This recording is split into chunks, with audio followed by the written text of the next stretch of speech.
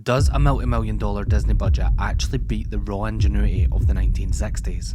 We are ranking every single Doctor Who regeneration based purely on visual effects quality. From the hauntingly simple crossfades to the explosive amber pyrotechnic effects of the modern era. Let's see which one truly stands the test of time. If regeneration feels like the beating heart of Doctor Who, it's because it quite literally started as a survival instinct. The first Doctor's regeneration isn't a flashy moment designed to sell toys or melt your TV. It's a practical solution to a real problem. William Hartnell's health was seriously deteriorating, and the production needed a way to keep the series alive without pretending nothing at all had changed. So the effect they landed on, that slow, eerie dissolve, isn't just simple, it's surgical, a controlled illusion, a magic trick performed on a budget that basically amounted to, we have cameras, we have a mixer, and we have to prove we can make this work.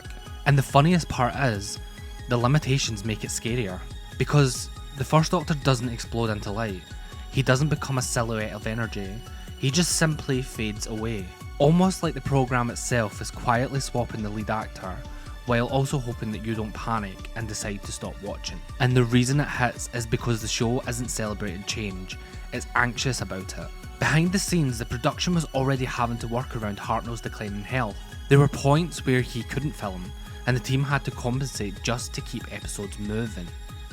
On top of that, he was increasingly struggling with his lines, which led to more retakes, and back then, that wasn't just a minor inconvenience. Doctor Who was recorded onto videotape in the studio, but mistakes still meant resetting shots, reblocking scenes, and keeping the entire cast and crew running longer, which inevitably added strain to the production. And the fascinating part is, some of those mistakes are still there. You can actually spot moments in the officially released episodes where Hartnell stumbles over dialogue or fluffs a line, and instead of cutting around it, the production often just kept going, which tells you everything about the pace they were working at. So when people say regeneration is built into the DNA of Doctor Who, they're not being poetic, they're being quite literal. Now, move forward a few Doctors and you can see the show learning a language. In the 70s, the effects became less about optical trickery and more about staging. Lighting changes do half the work.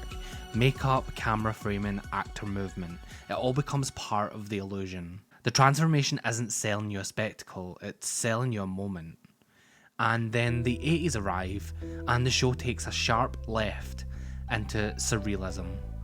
This is where regeneration starts to feel like the series is trying to visualise something that isn't really visual at all.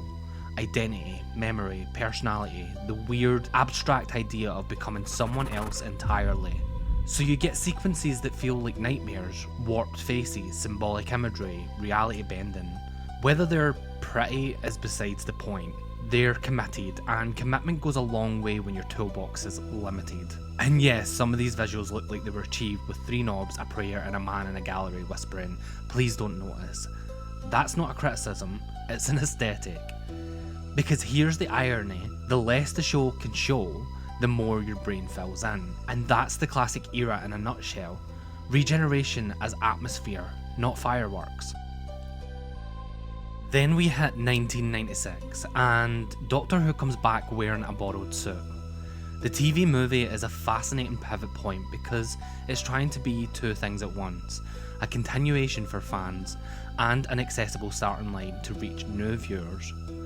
And you can feel that pressure baked into this regeneration. The TV movie was filmed entirely outside of the UK, in Vancouver, a pretty unique move for the franchise at the time. And it came with something Doctor Who had basically never seen before, a proper budget. Around $5 million in 1996, which, adjusted for today, is easily the equivalent of over £10 million for what is essentially a single extended episode of Doctor Who. Now compare that to something like The Day of the Doctor. Even at its absolute peak in the 2010s, the show was still operating within BBC television constraints, with reported episode budgets generally sitting somewhere between £1 and £3 million. So that huge cinematic multi-Doctor anniversary special was made for a fraction of what the TV movie was aiming to emulate nearly 20 years earlier. And honestly, that makes what pulls it off visually even more impressive. So naturally, it tries to look expensive. Digitally, the regeneration is aiming for something more biological, less fade between actors and more like the body itself is transforming, almost slipping into that slightly unsettling light horror territory. The problem is, mid-90s TV CGI was a very specific texture. It's smooth, but not in a natural way. It feels like the computer is politely sanding down the edges of reality rather than actually reshaping it. So instead of something organic, you get something that feels just a bit artificial. And then there's the staging. Because this regeneration happens in a hospital, under bright, clinical lighting, the effect is constantly fighting the environment it's been shot in. Mystical transformation versus fluorescent light bulbs. And let's just say that's not a fair fight. Somewhere during post-production, a VFX artist was screaming silently into a keyboard. There are also some genuinely interesting production quirks wrapped up in this one. Even Paul McGann's look isn't entirely natural. Like Hartnell before him, he's wearing a wig for the role, and depending on which version of the TV movie you've seen, you might not even remember the regeneration the same way as someone else. Because the film had multiple edits and broadcasts, with certain scenes trimmed or altered, including parts of that operating sequence. Which means this is one of the only regenerations where your memory of it might literally depend on the version you've watched. And I can only imagine that's caused quite a few disagreements between Whovians over the years. Now we arrive at 2005, and this is where regeneration becomes a full-on statement. The revived series made a bold decision. Regeneration wasn't to feel like a quiet swap. It was to feel like a release, like something inside the Doctor simply couldn't be contained anymore. So the Ninth Doctor's regeneration didn't fade away, it burst, and the show essentially standardised regeneration as a golden energy, a visual trademark that modern audiences immediately recognised. And when it works, it really works. Because the glow isn't just an effect, it's a punctuation mark. It tells you the story is only turning a page. Then the scale begins to creep. By the time we reach Tennant's final regeneration, the energy doesn't just change the Doctor, it wrecks the Tardis interior. And while Whovians can debate the in-universe reasons forever, there is a very grounded production reality behind why it is so violent. It served the practical purpose of clearing the deck for a new era, including a change in the show's entire look and feel. And this is where the rankings get dangerous, because bigger doesn't automatically mean better. Because once the show locks into the Amber template, it risks something subtle but real. It risks repetition. If every regeneration is this supernova, eventually your brain stops registering the supernova as something special. The spectacle becomes the baseline. And that's the problem with glow-ups. They're thrilling the first time round, they're impressive the third time round, but by the 7th time you start noticing the standard template. So the real question isn't when did it get bigger, it's when did it start feeling expected. Okay, now we're deep into the modern era, and something interesting starts to happen. The show doesn't just turn the glow up to 11, it starts refining how the effect actually moves, how it behaves, how it feels inside the scene. By the time we reach the 60th anniversary specials, that shift becomes really noticeable. These episodes aren't just using VFX, they're building them like proper cinematic sequences. There's concept work, pre-visualization, post-visuals, multiple teams all feeding into the same moment. Even the regeneration itself is being planned out in advance, layer by layer. And that changes everything. Because regeneration stops being a single effect shot when you drop in at the end, and becomes something that's constructed, designed from the ground up to live inside the scene. And once you've got that level of control, that's when you can take a real risk. Bi-generation. Inside the story, it's treated like a myth, something that isn't even supposed to be possible. But visually, it makes it so interesting. What makes it so interesting is that it strips away the safety net. There's no overwhelming light to hide behind anymore, no explosion to distract you. It's just two versions of the same character standing in the same place at the same time. And the entire effect lives or dies on whether you believe that. Which is kind of perfect because in a weird way, it brings the show right back to where it started. The tools are completely different now. Where classic Doctor Who relied on in-studio tricks and real-time effects, The modern series is built on compositing, layering and green screen pipelines that do most of the heavy lifting after the fact. But the idea underneath it hasn't really changed. You're still watching the same illusion, just performed with a different set of tools. It's still Doctor Who at heart, just with fewer knobs in the gallery, and a lot more people whose job title includes the word supervisor. And for those of you wondering, I did do the quotation marks when I read that out.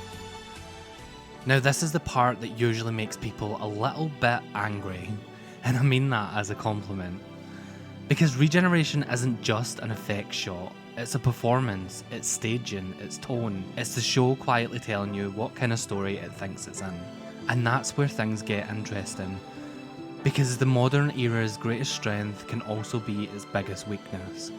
It can do anything, which sounds great until anything slowly turns into the same solution every time.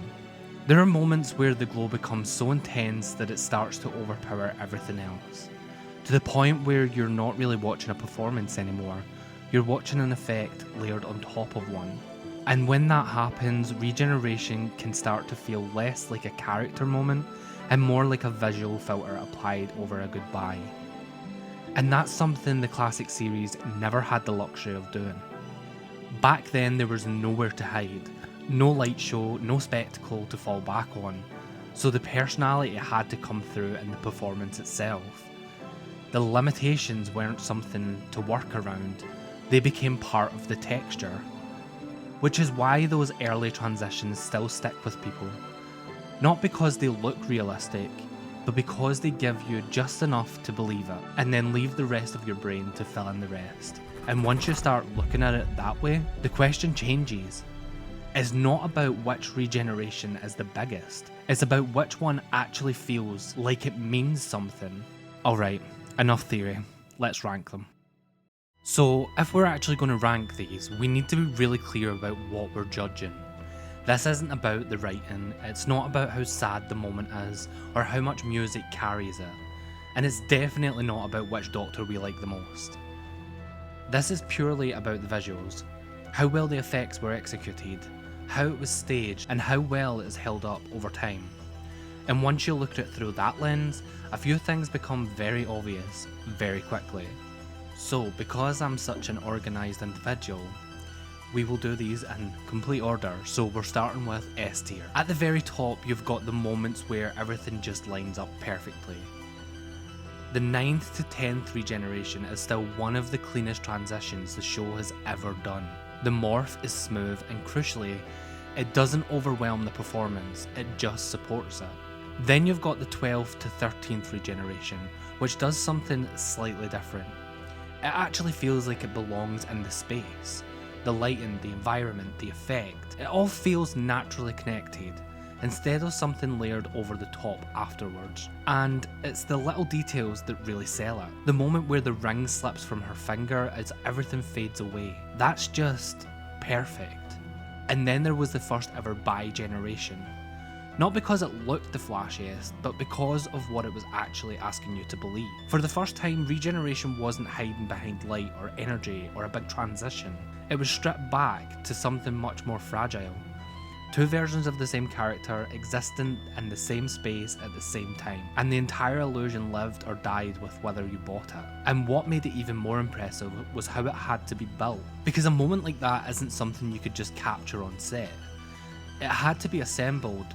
By this point, Doctor Who was deep into a VFX pipeline built on pre-visualization, green screen work and compositing, meaning performances could be filmed separately and then stitched together later. So what you were actually watching wasn't two actors naturally sharing a scene, it was multiple different passes, carefully matched camera work, lighting and timing, all lined up piece by piece until it created the illusion of something that had never physically existed during filming, which made it incredibly fragile, because the more invisible the trick became, the easier it was for the whole thing to fall apart. If the eye lines didn't match, if the lighting slipped, if the timing was slightly off, the illusion would have broken instantly, and yet, it held. And that's the thing with this one. You might love it, you might hate it, but from a technical standpoint, it's very hard to fault when they actually pulled it off. And then there's the 13th to 14th regeneration. And honestly, this is one of the few times the show just visually goes for it. For the first time in the modern era, the regeneration wasn't confined to a set or a controlled interior space. It was out in the open, on top of Durdle Door, with nothing but sky, sea, and that ridiculous view stretching out behind it. And that changes everything, because suddenly the effect isn't just something happening to the Doctor, it's part of the world around them. The camera can move, the light can breathe, the scale can open up, and for a moment, it stops feeling like a visual effect entirely and starts feeling like something genuinely cinematic. And then you've got the TARDIS sitting there in the frame, perfectly placed, anchoring the whole thing. It's not just spectacle, it's composition. Everything is exactly where it needs to be. This is what the modern regeneration had been building towards. Not bigger, but broader. And even within that now very familiar amber glow style, there's a level of control here that makes it feel finished, deliberate, like the effect finally fits the space it's been dropped into. It might not reinvent the wheel, but it executes it about as cleanly as you could ask for. And just below that, you've got the ones that almost make it to the very top, but don't quite hold together all the way through. The 15th to whatever it is at the time you're watching this regeneration, because as of recording this, we still don't friggin' know. You could make a very strong case for it sitting right at the top of this tier list, because visually it was huge, properly cinematic. It felt like the show was finally operating at the kind of scale it had always been building towards. But at the same time, it wasn't flawless. There were moments where the illusion didn't quite hold together as cleanly as it should have, not in a way that completely broke it, but just enough to notice if you were paying attention. The grading shifts slightly, the sense of scale changes between shots, and the camera position doesn't always line up as smoothly as the effects needs it to. And when you're dealing with something this dependent on precision, those little inconsistencies start to matter. It's the kind of thing you don't necessarily catch on a first watch, but once you do, it becomes harder to ignore it. And I've actually broke that down into a lot more detail in another video on the channel if you want to go deeper into it. Check it out in the cards in the top right. So for me, it ended up sitting right on that edge. One of the most ambitious, most cinematic regenerations the show has ever attempted, but just inconsistent enough that it didn't quite reach the same level of polish as the very best examples in S tier. After that, you've got the ones that are big, memorable, but not quite as precise. The 10th to the 11th regeneration is iconic. There's no denying that. It's emotional, it's explosive, it's burned into people's memories, but it leans so heavily into scale that the effect almost becomes the entire moment. Then you move into the ones that mostly work, but start to show their seams. The 11th to the 12th regeneration is a really interesting example of that, because on paper it has everything going for it: scale, energy, emotional weight. But when you actually watch the transition itself, you can feel where it comes apart slightly. There's a moment in the changeover where the movement isn't quite as smooth as it needs to be, where it almost feels like one performance ends and another begins, rather than one following cleanly into the next. And it's subtle, but once you see it, you can't really ever unsee it. Which is a shame, because emotionally it absolutely lands. It just doesn't quite hold up under the closer look from a purely visual effects standpoint. And the TV movie sits in a really interesting spot here as well, because it clearly tries to push things forward, bigger scale, early CGI, something more physical. But it's stuck in that awkward middle ground where the ambition is there and the technology just hasn't quite caught up yet. Because what you're actually getting here is two very different transitions in a very short space of time. The 7th to 8th regeneration itself is incredibly grounded, almost uncomfortably so. It relies on practical effects, minimal spectacle, and a very clinical setting that makes the whole thing feel abrupt rather than transformative. And then later on, when you jump forward to something like The Night of the Doctor, the 8th to the War regeneration is much closer to the modern style, but also so brief that it doesn't really leave the same impression as a full sequence. So you end up with this strange split where the ideas are clearly evolving, but neither vision fully lands. Further down you've got the ones that are rough technically, but still leave an impression. The 56 regeneration is bizarre, surreal, and honestly a bit over the place. But it commits to an idea, and that counts for something. And just before that, the 4th to 5th regeneration sits in a similarly strange place. It's got this almost surreal conceptual quality to it. The Watcher, the merging, the whole thing feeling more symbolic than literal. And while it doesn't necessarily look convincing by modern standards, it's distinct enough that it sticks in your mind. And when you go back even further, you can really see where all of this started to take shape. The 1st to 2nd Doctor is about as simple as it gets. Just a slow dissolve, nothing flashy, no visual spectacle, but there's something quietly unsettling about it. It doesn't try to explain itself, it just happens, and that simplicity gives it a kind of eerie weight. By the time you get to 2 to 3, and 3 to 4, the show starts experimenting a bit more, playing with lighting, staging, trying to make the moment feel bigger than it technically is. And sure, by modern standards, they're limited. You can see the seams, you can see what they're working with, but that's kind of the point. They didn't have the tools to overwhelm the scene, so the atmosphere had to do the heavy lifting instead. And in a strange way, that's what makes them stick. They give you just enough to believe something impossible is happening, and your brain fills in the rest. And then right at the very bottom, 6 to 7, which feels less like a creative choice and more like the production doing the best it could under the circumstances. A regeneration that had to be put together quickly during a chaotic handover between eras, with limited time to actually design or refine how it would look. And unfortunately, it shows. So, does the Disney Plus era beat the 1960s? Here's the honest answer. Technically, modern Doctor Who is operating with a completely different toolbox, as I've said before.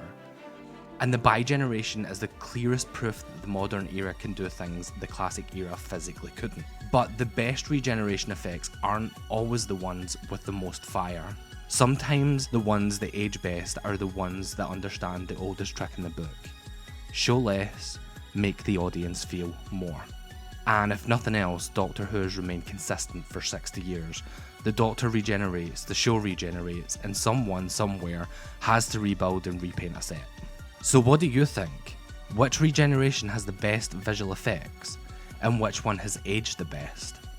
And what do you want the next evolution to be? Because the future of regeneration isn't just bigger budgets, it's finding a new way to make change feel unsettling again. And if you think that gets weird, wait until you see some of the plot holes this show's been quietly getting away with for the last 60 years.